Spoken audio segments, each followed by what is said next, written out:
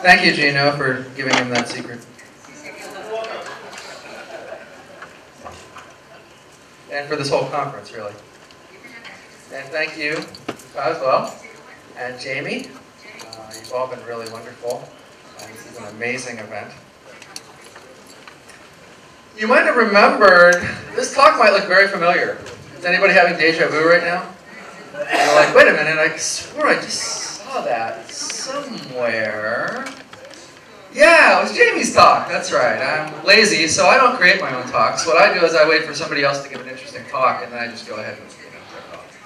Now, it was very interesting. I thought, it's great to have a very engaging initial talk, and then to sort of look at it through a different lens. And so Jamie and I have different lenses. We're just in different academic and scientific disciplines. And one of the great things about being in the academy and sort of also being on a program committee like this is that you participate in a lot of conferences, you wind up on a lot of program committees, and instead of having 20 minutes to present something, you have days to present something because you can pull in the speakers that you want to enumerate all of your various points, and then you can kind of fill in the gaps. And so that gives us a chance for a little bit of dialogue here. If you don't know anything about me or my research, basically I run the largest global project that looks into things like awakening and enlightenment and non-duality and persistent mystical experience.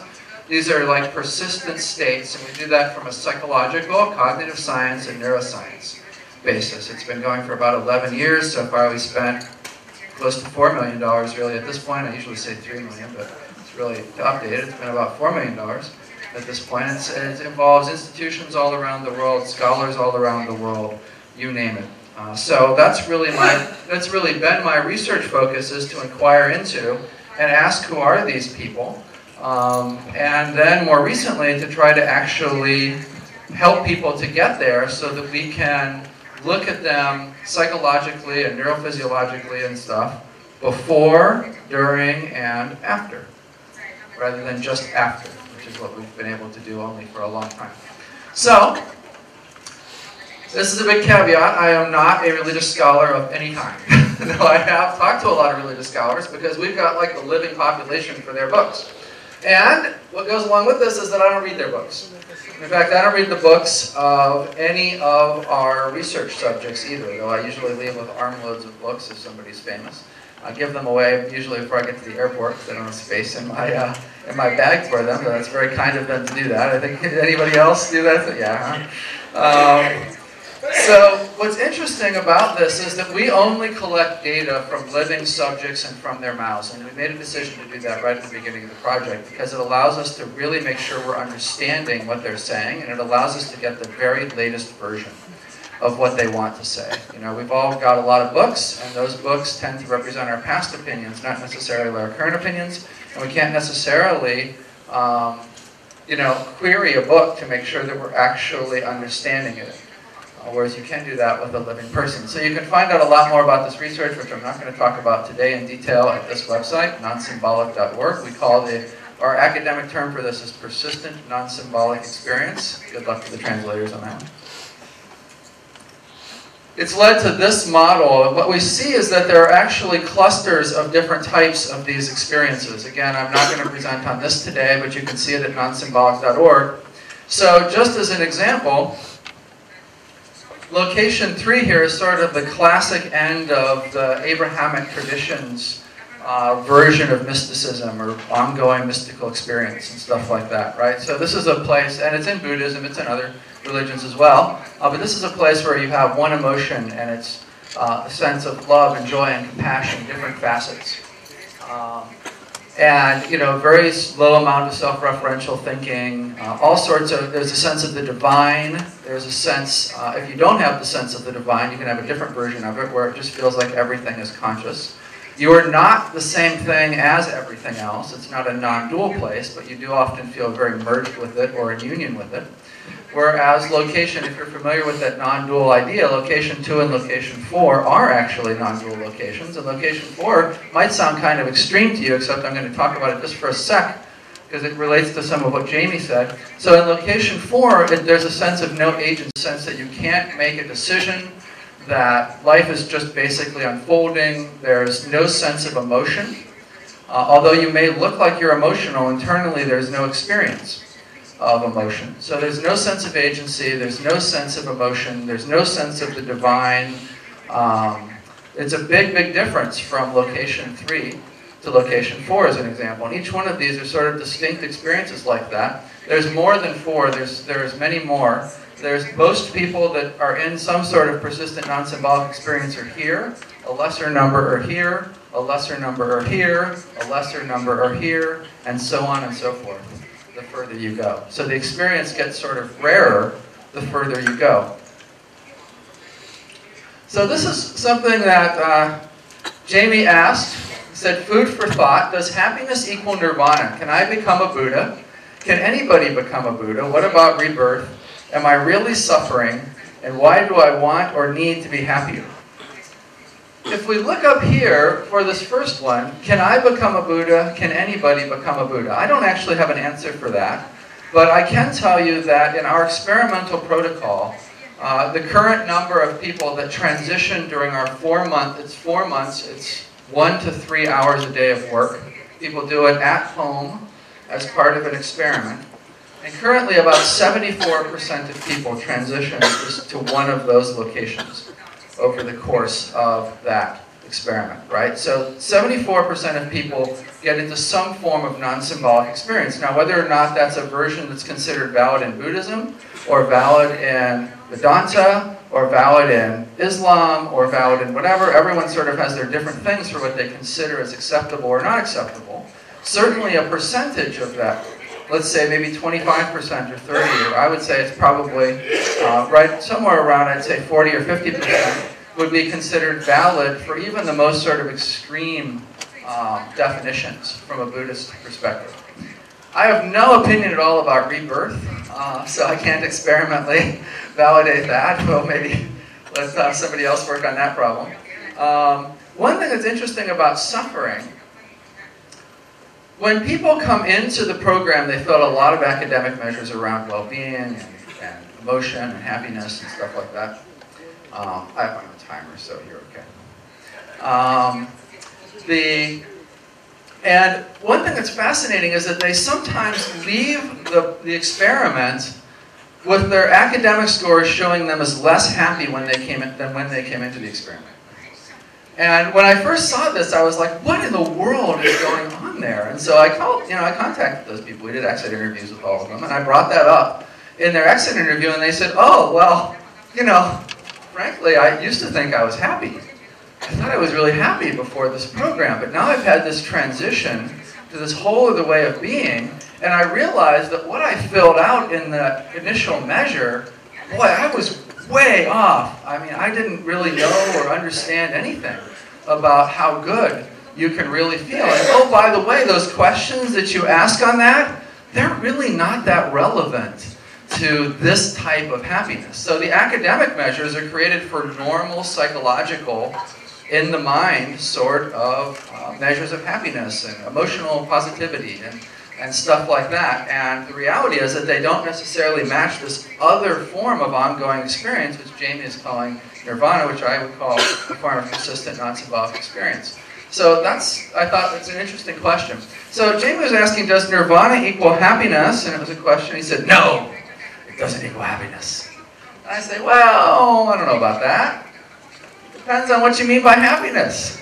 Depends what your definition of is, for those Americans that remember that scandal.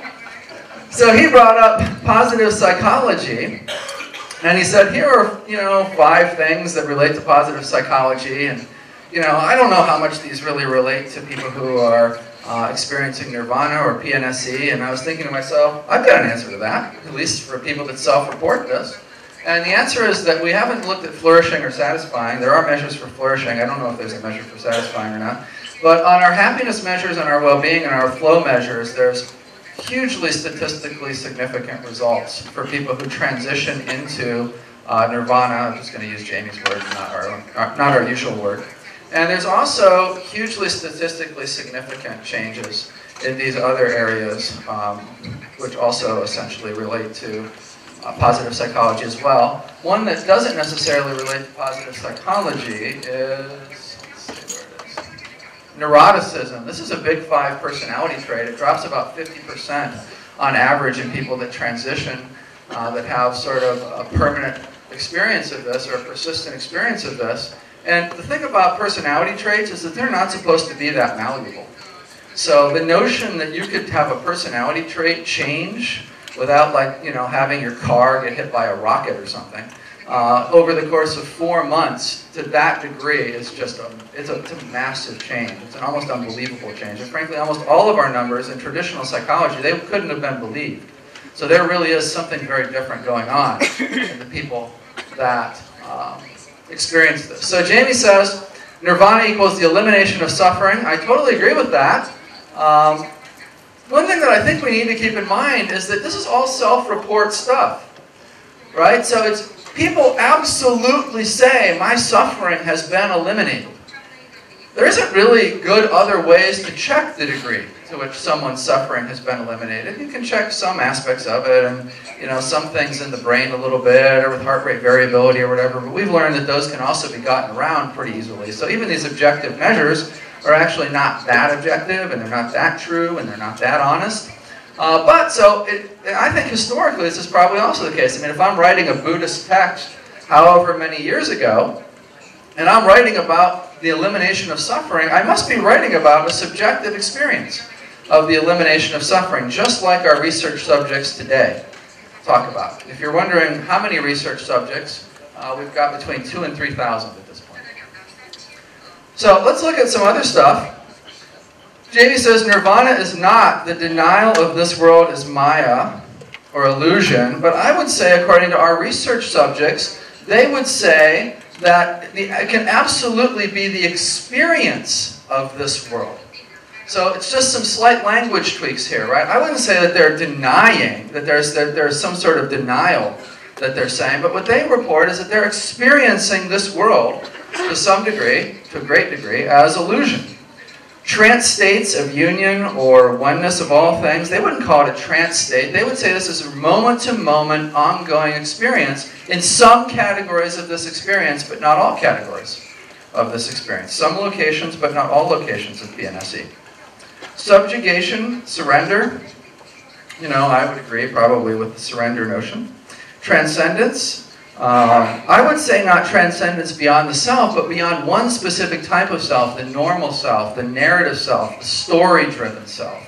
I can agree very much with what you said about, you know, well, it's all self, can't really escape self, whatever else, but I think there are very distinct flavors of self, and these flavors show up really significantly in our psychological data. These are two completely different forms of self that show up even in mainstream, even in the gold standard, even in the best mainstream academic measures. You can see a very clear line between the normal population, normal consciousness, normal, what I would call sort of narrative self, and people who say that they're experiencing nirvana.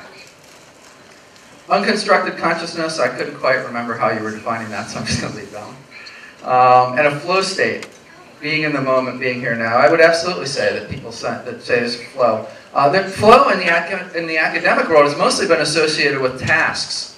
So it's mostly been associated with like jumping off a bridge tied to a giant rubber band, right? And you have this tremendous fear of death that the rubber band might snap and you might go headlong into the river or whatever that's underneath there, or the concrete, or depending on how brave you are. We've had to define an entirely new type of flow in the academy to research this, which we call life flow versus task flow, because it just feels like there's an ongoing flow in your life. It's not dependent upon you jumping off a bridge. Fortunately. You already jumped. That bridge is way behind you. Turns out the concrete was an illusion. Alright, so nirvana is, to continue Jamie's thing here, the complete elimination of all negative emotions. As we saw really in location 3 and location 4, you do have the elimination of negative emotions. In location 4, you have the elimination of all emotion. In location 2, towards the end, you also mostly have gotten rid of negative emotions.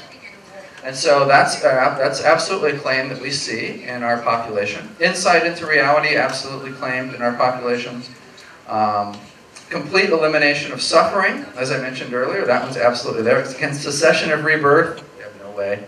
I don't have any idea how I can research that. If anyone has any ideas, that would be really interesting. Peace and equanimity, people absolutely reporting a very profound, deep in peace and equanimity. If there's one thing that kicks in, no matter where you are on the locations, that's it. It's a fundamental shift in your baseline psychology.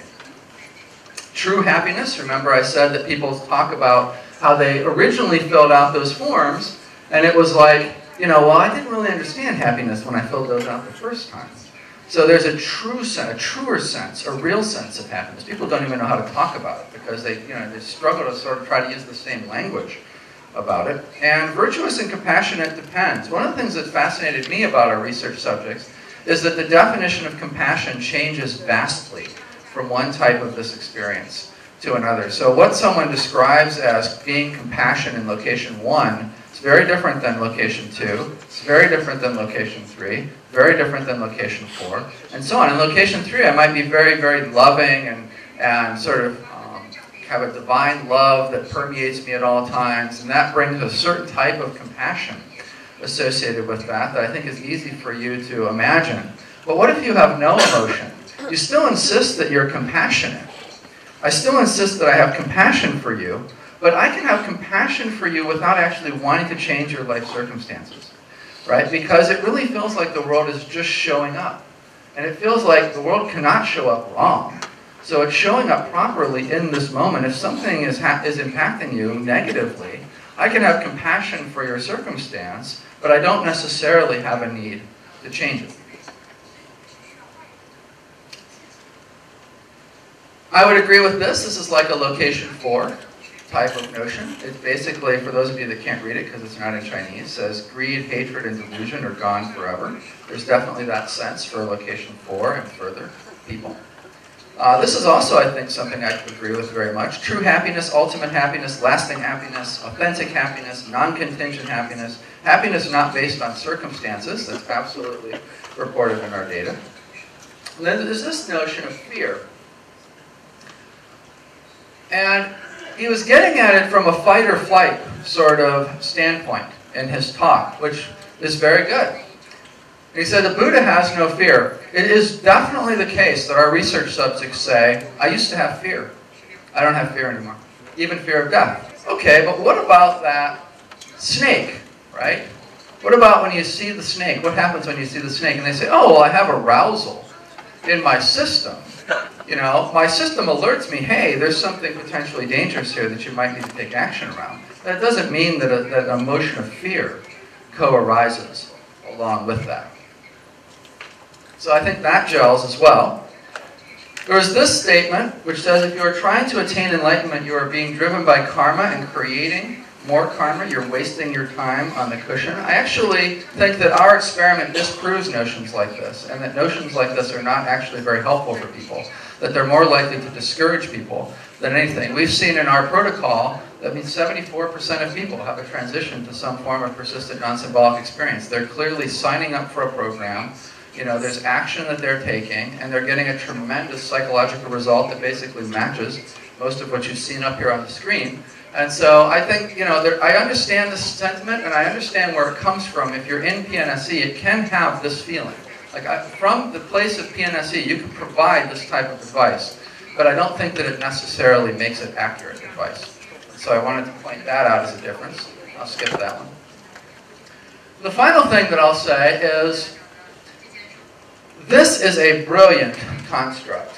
One of the problems that we have in our research right now is that we're sort of stamping these people out so that we can measure the differences psychologically and neuropsychologically and stuff before and after the transition to this experience. And it's left us responsible for a population of quite a few people at this point who now need help essentially integrating in the experience and understanding how the experience unfolds over time. And it turns out there are very specific cycles to this. There are 2-year cycles, there are 7-year cycles. There's a sort of a regularity, probably, we don't know yet, but I suspect probably determined by the physiology. And this stuff matters a heck of a lot, it turns out, as you're trying to figure out how to integrate in this experience. So, you know, I have tremendous respect for this eightfold path that someone, you know, a long, long time ago, Buddha, probably, but I don't know, maybe he got the idea from somebody else, like Ken Wilber in our current day. Someday Ken Wilber is going to be praised as like this brilliant philosopher, and you know, they're going to forget all the ideas that he pulled from lots of other people, right? That happens with all of us. So right views, right intention. Absolutely, PNSE is something that you have to sort of cultivate and appreciate. Just because you get the transition to it, it doesn't necessarily mean that it's going to be with you forever. You've got to make changes in your life. You've got to make shifts in your life in order to integrate that in. And these are really the categories that help you to do that. This is an excellent guide. I can't think of a better guide to help you do that. Okay, thank you.